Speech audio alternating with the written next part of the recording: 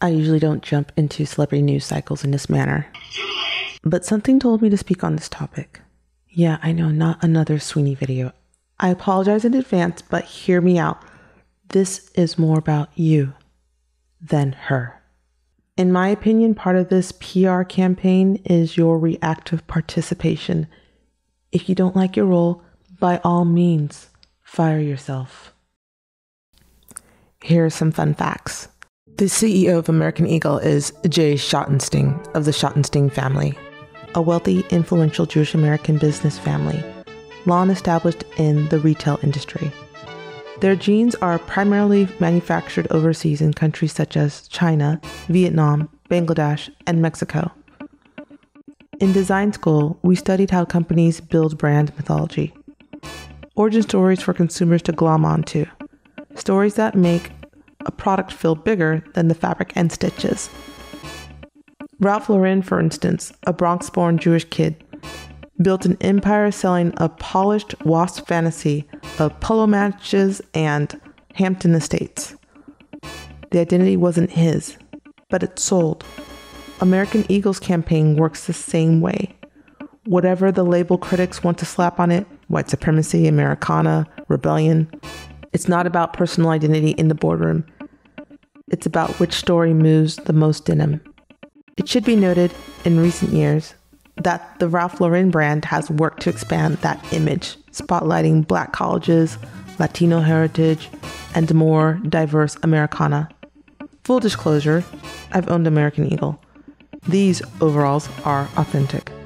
The only controversy here is that they shape-shifted into a ventilation system in the back. I was not told of this feature.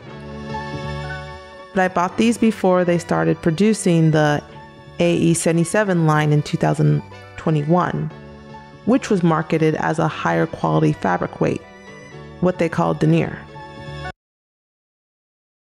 Now, I'm going to guess an aggressive PR and management team is running the chessboard. I doubt Sydney is sitting at home plotting rage bait campaigns herself. Think Westworld. It's not organically birthed, but engineered, built, and later delivered to you as if it's sentient. Or like Josie and the Pussycats, where the whole music industry was basically a front for selling products through subliminal marketing.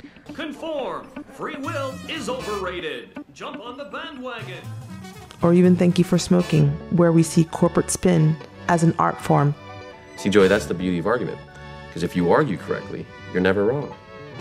None of this is random chaos. It's storytelling with a hefty budget. Attention isn't just a side effect of fame. It's the lifeblood that keeps the whole machine running. It's what pays for brand deals, justifies casting choices, drives merch sales, and keeps agents, stylists, and publicists employed.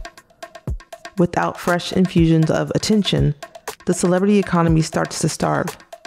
No headlines, no clicks, no cultural relevance.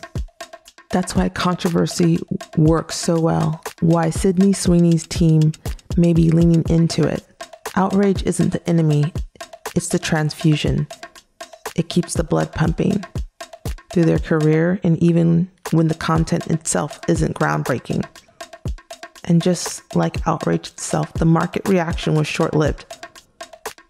The stock had a little pop when the campaign launched, but as of now, it's sliding, underperforming at half the value compared to the year prior. That's the thing with attention. It spiked quick, but it doesn't guarantee longevity. That being said, this is a high-stakes tennis match. The goal isn't to win. It's to keep the ball in play. The Kardashians and celebrities alike have perfected the playbook. Turn controversy into currency. Silence speaks volumes. Monetize outrage. The timing of the ad drop? Coincidence? Maybe. But with the current political backdrop and the lack of a public walkback, the beats feel like a coordinated rollout. Sometimes we get lucky at the roulette table, but I'm not one to throw accusations. In this world, controversy isn't avoided. It's an accelerant. And for those who poo-poo psychology as a major, think beyond feelings talk or overrated common sense.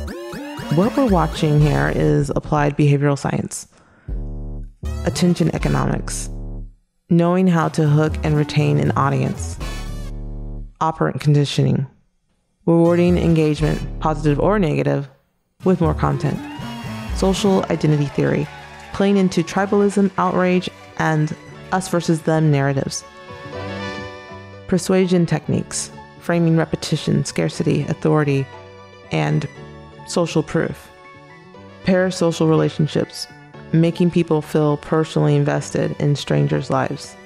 PR teams and brand strategists are basically running psych experiments at scale, bankrolled by deep-pocketed sponsors.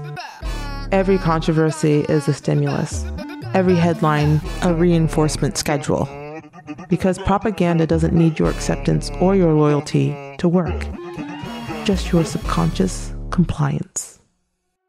It doesn't matter if you admire her work or think she's an industry plant or roll your eyes at every headline. You're still thinking about her. She lives rent-free in your mind, and the accommodations you give her could be a penthouse suite of fan devotion or a leaky basement of skepticism and dislike. Either way, she's a tenant you didn't consciously invite. The trick is keeping your attention expensive. A disciplined mind controls what occupies one's time, space, and energy. When it comes to this, it's not too late to post an eviction notice. And if after hearing this, which is mostly my opinion, you feel that frustrated opposition building up because you're wary of this topic and the creators who keep dropping her name until you're predictably driven to say, "Shut up, get out of here, Elphaba." No, I'm already gone.